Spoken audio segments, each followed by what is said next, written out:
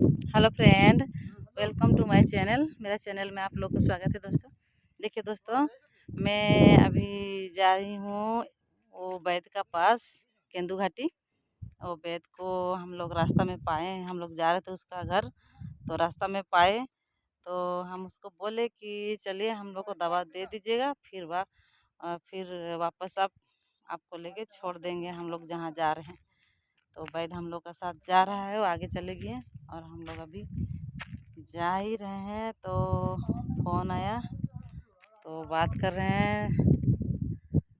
और मैं ये नज़ारा देख के मुझे बहुत अच्छा लगा, बहुत अच्छा नज़ारा है, इस यहाँ का सीन बहुत अच्छा है। देखिए कितना सुंदर है। हाँ हेलो। हाँ हाँ हाँ ये तो पहुँचे शुणा जाऊँ।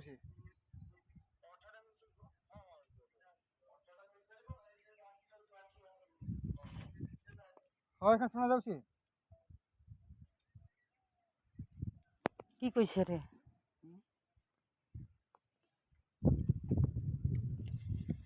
हाय चलो जल्दी